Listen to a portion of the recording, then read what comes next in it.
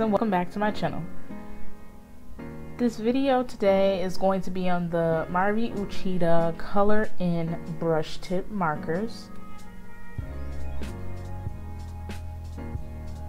So I recently purchased the 10-pack pastel pack of these markers.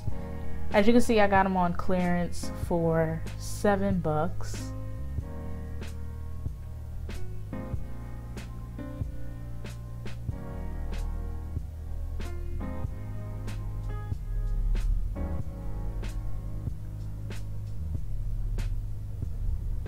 So first I'm going to organize these markers corresponding to a list that I have, and then I'm going to swatch them and give a review on them.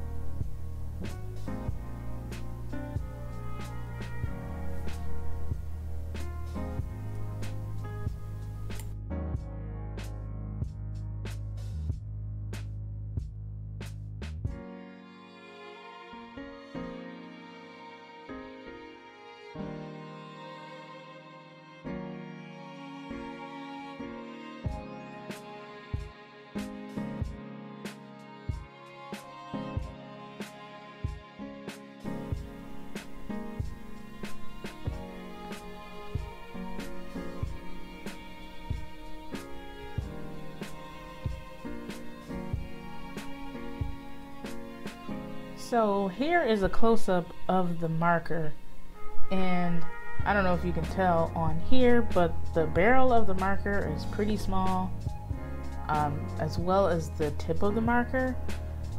When I was using these, they kind of remind me of the Faber-Castell small brush pens. I don't own a pack of the Faber-Castell small brush pens, but I have tested them out in stores, and I feel like these markers are comparable to the ColorIn markers. But let me know down in the comments if that's true or not, or let me know what marker is pretty similar to the ColorIn markers. So the first few colors that I'm going to swatch are going to be in real time, and then I'm going to speed up the process through the rest of them and then talk a little bit more about the markers.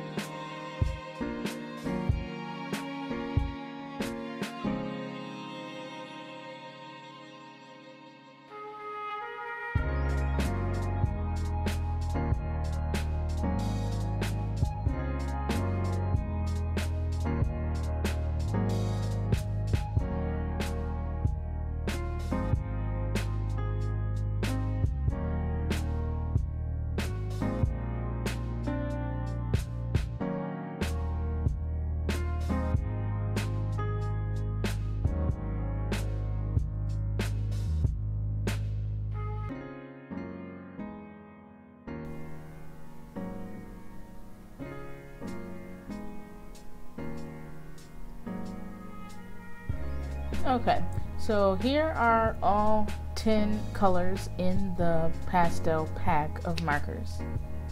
And what I'm going to do next is lay the marker next to its corresponding color name, just so you guys can see the relation of the color of the barrel to what the color is actually swatched as.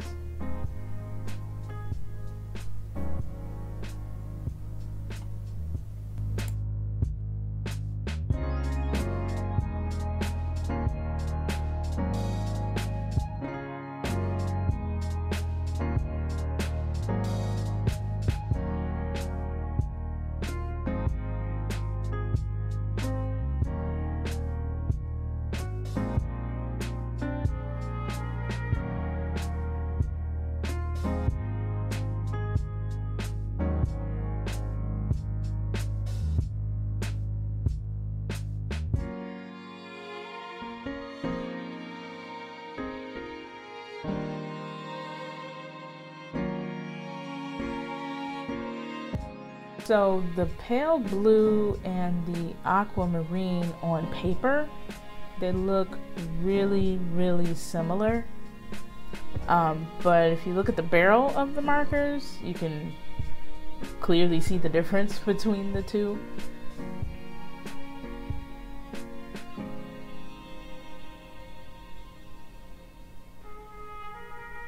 So on the left is the pale blue, and then on the right is the aquamarine.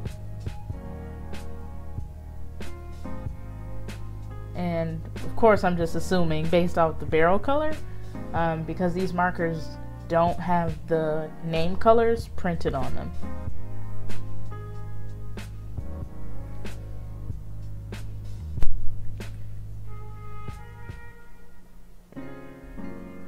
And I'm just showing you here again next to its swatch.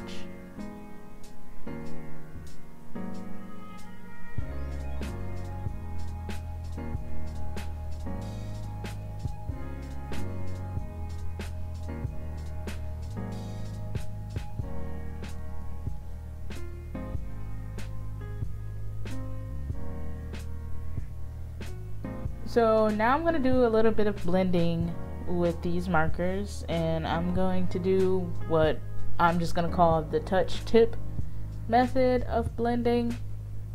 So you pretty much take the two markers that you want to blend together, touch the tips, and then write on your paper.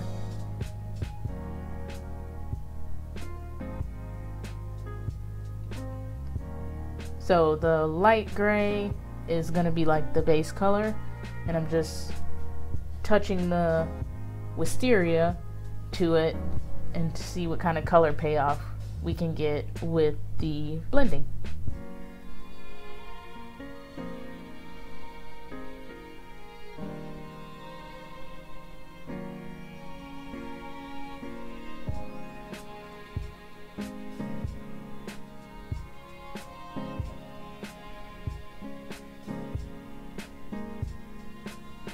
So I'm going to do a couple of these blending groups with different colors, so you can just watch me as I continue to blend.